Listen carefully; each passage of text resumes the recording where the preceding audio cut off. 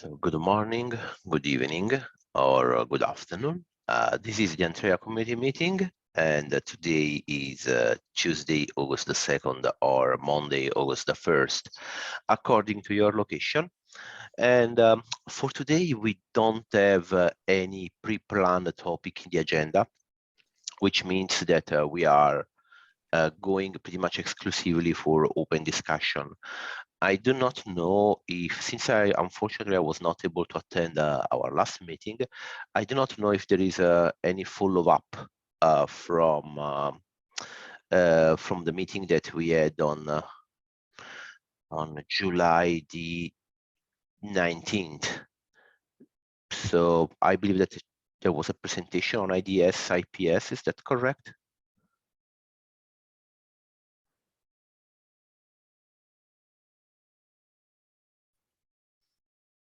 Sorry, and Sada, what can you repeat? I mean, Yes, I just meant that if there was, since we don't have any topic planned for today's agenda, I was just asking if there was any follow-up item from the presentation that we had in our last meeting. So unfortunately, I did not attend that meeting, so I do not know if there is any follow-up, if there was any follow-up conversation for this meeting. I see. I think the last meeting was about external node support. Oh yes, yeah, that's right. External, yeah, that's right. But it seems that when it's not online. Yep. So yeah, we need to look for some other topic. So I asked on the Slack chat yesterday, but it didn't seem there was any proposal up for any proposal for today. So I'll just wait till maybe a few seconds in case anyone has anything they would like to bring up, and then perhaps we could just go for. I mean, at least for my part, I can just provide an overview of the changes that we are planning for the upcoming release for Antrea flow visibility in the TIA project.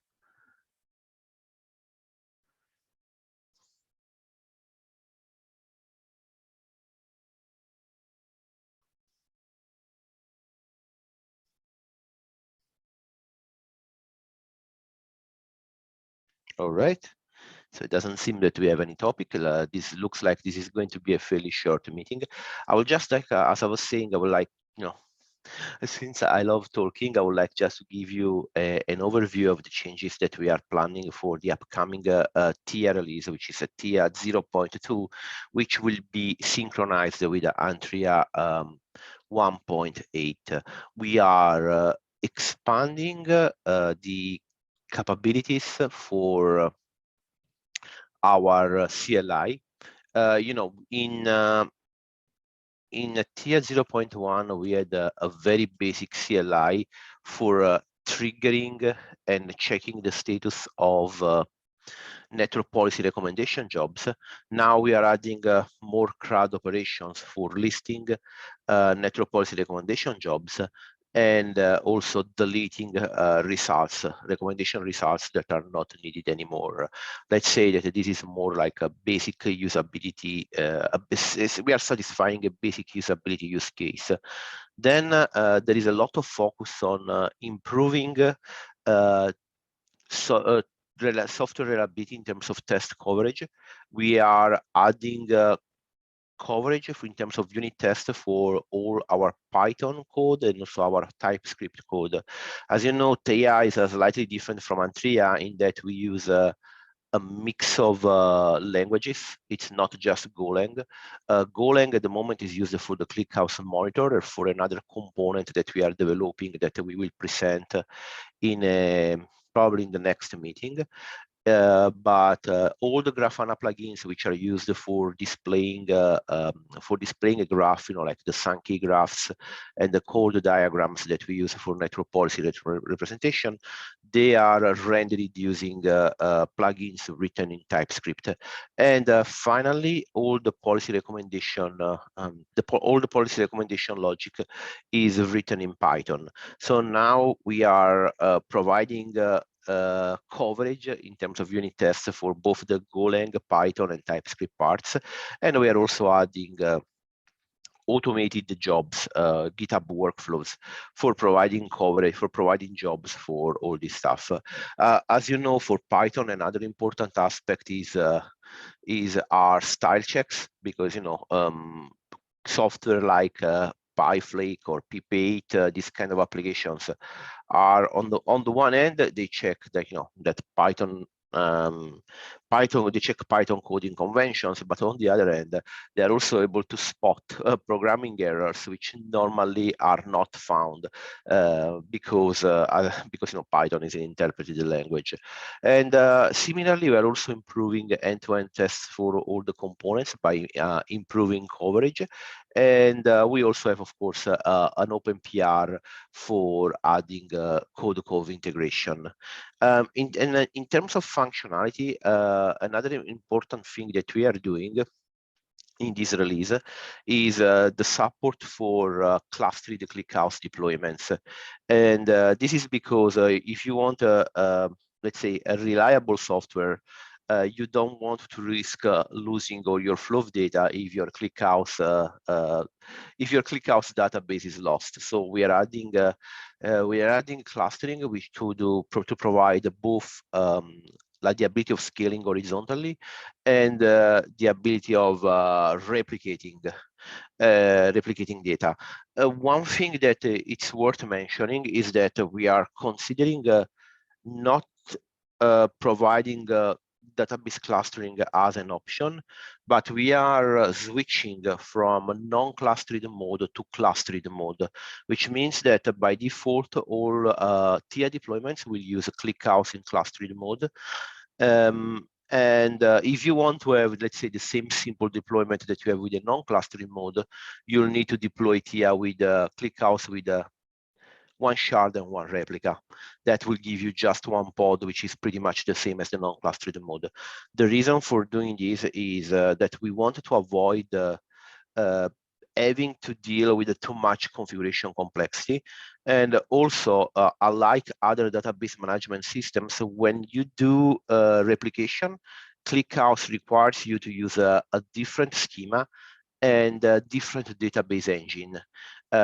That was like something that I discovered in the course. For instance, I had no idea, but it is actually true. So the way in which you created a database in ClickHouse, if you want to use it just a single replica, or if you want to replicate, has to be different, which means supporting clustered and non-clustered required us to maintain two schemas, and that was probably the main driver behind the decision of going for a single, just for the clustered mode. And in this release, still talking about database clustering, database. The other thing that we are doing is that we are adding schema management logic, which means the ability of upgrading the schema from one release to another, to take into account the changes that we may make into the schema. Give an example, we can add a table or add a column or change the type for a column. So we want to be able to transform the schema seamlessly without forcing users to destroy and recreate their databases upon upgrade, as it was with the procedure that we had put in place in a TIA 0.1. Then, in terms of Grafana and the dashboard, we are doing some minor UI improvements to work around a little bit some issues like column name display, some minor issues with the throughput calculation, and that is another thing which is currently under review. And this is the plan of the things that are going to happen in TIA 0.2. Then we will have more enhancements in terms of user experience, reliability, and serviceability in the coming releases. Yeah, and thanks for listening. And if you have any question, feel free to ask. And then see that Zio is also on the call, and he will be able to provide all the answers that you need.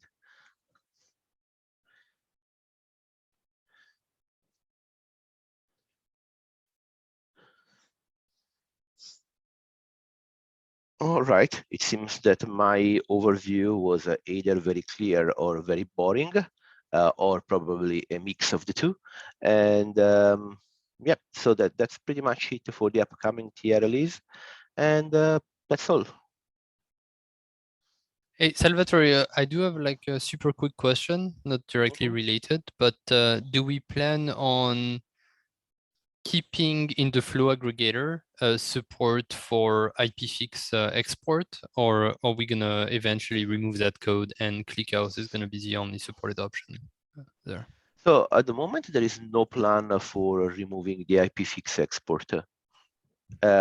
It's just because it's there. I think that it's also covered by end-to-end tests.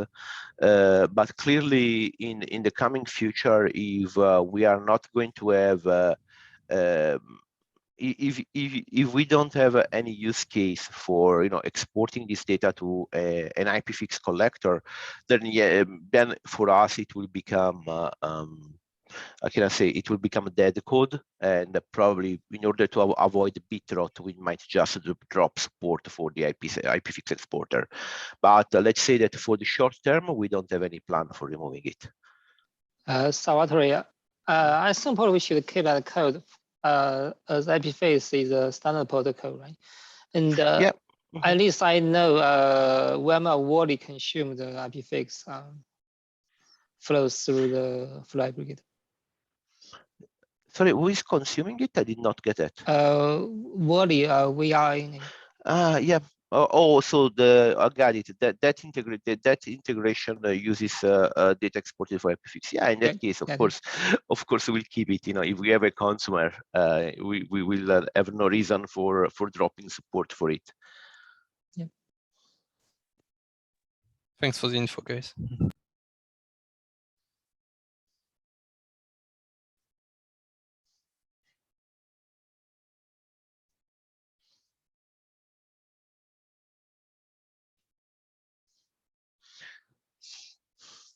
Okay, so do we have any other topic for today? Any bug that you would like to discuss? Any outstanding PR that you're curious about? Hi, Salvatore. I could also give a quick update about the release progress of Antrea 1.8. Yeah, sure, go ahead. Let me show my screen.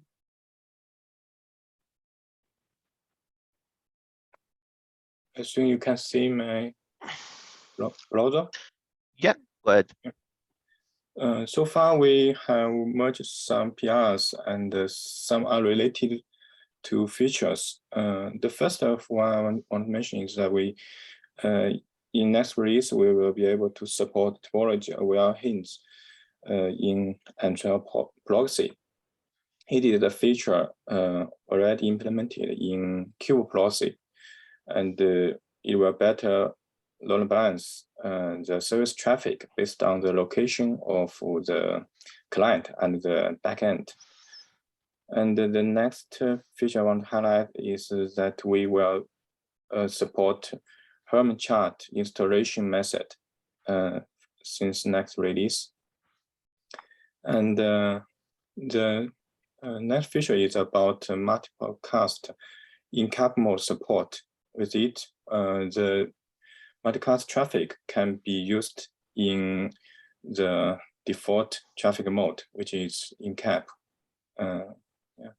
And that might be the major future PRs we already merged. And for PRs that we need more reviews and yeah, I think there are still quite some number. The first one about the first important feature, I think, is the support for namespace group, namespace scoped group for Antrea narrow policy. Previously, we only support cluster group, and it can only be used in Antrea cluster network policy. So this is for namespace scoped policy and group. I think it's already close to merge, but this release I suggest last week I suggest one minor. I had one minor suggestion about the status field of this CRD for better extensibility, since it's currently implemented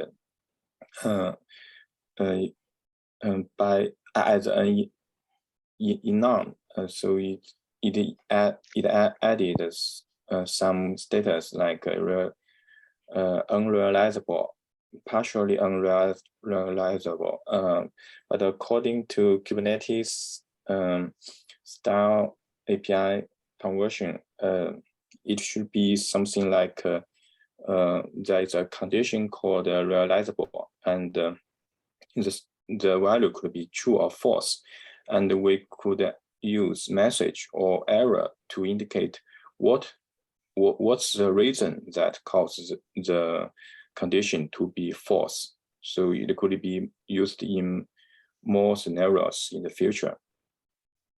And the second is to add an IP pool counter for IP pool resource. Currently, we already have this for external IP pool, but not for IP pool. So to keep them consistent, there is a PR to do that.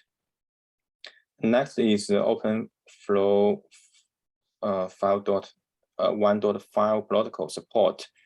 I think we already merged one of the 3 PRs that are needed to support it. And with that support, we will be able to resolve some legacy issues due to the limit of OpenFlow 1.3, like the ability to add more buckets to a group with this new version of protocol.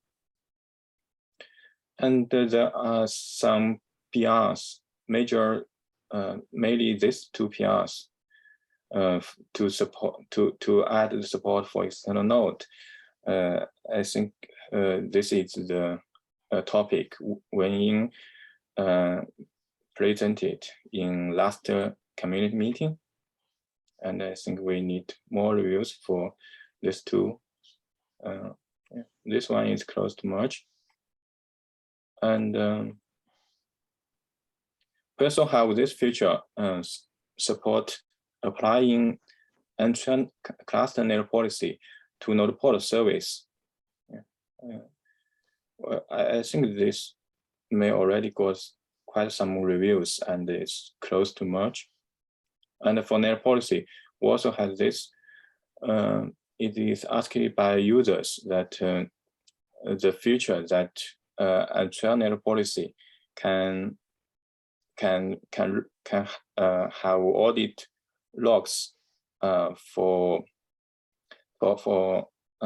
specified node policies. So they want to have this support for Kubernetes native node policies. And Qiyue has a patch to do this. With that, we will have a user can annotate a namespace with a specific annotation, and all node policy under that namespace will log their will have audit logs for traffic. And we also have some changes in multi-cluster features, but I'm not very closely reviewing these PRs. So maybe if anyone familiar with these features could add more details. And this are the list of PRs we are trying to get them merged in this release, and appreciate your reviews and hard working on that. And note that we may freeze the code next week, in the middle of next week, and we will release 1.8 in the end of next week. Any questions about this progress? Thanks, Chan. I have only one question about audit logging. I reviewed that PR as well, and it seems that we have a limitation that when traffic is rejected, we are not able to tell from which policy is rejected. We just can say that it was dropped by network policies. If that's correct, do we think that it's still like a good use case, or should we make an effort to have a solution where we can identify which because of which network policy the traffic was dropped, which seems fairly challenging to me. Yeah, you are correct. I think the major problem why it is implemented in such a way is that there could be multiple network policies applying to a port, and all of them can cause the traffic to can cause the port to be isolated. And if we want to say which network policy is responsible for it, we have to randomly choose one. Or if it's just one network policy, then it must be this one. But if there are more than one, we have to randomly choose one. Do you think it's less confusing? No, I don't think. I think it will be more confusing. But it's also, I believe, something that it doesn't really have to do with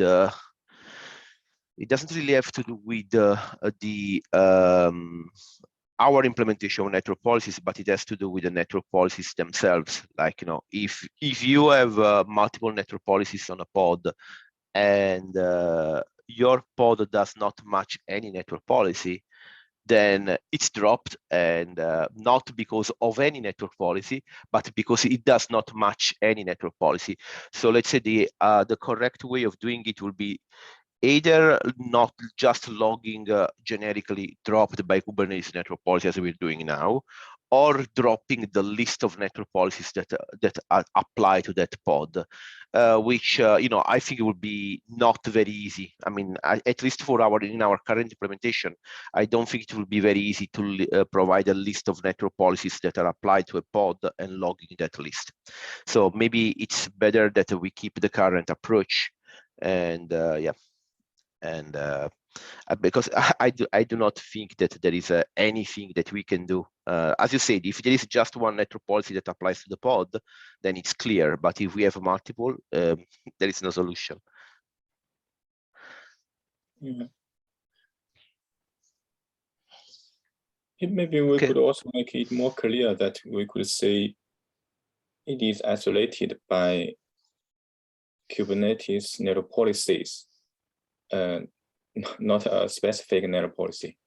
Yeah, I'm not sure whether it is the current message. Yeah, I think the current message just say dropped by Kubernetes network policy, so it's a kind of generic. We can probably just work a little bit on the message, and yeah, and that will be it, because even if we did try and do something clever, it's not possible to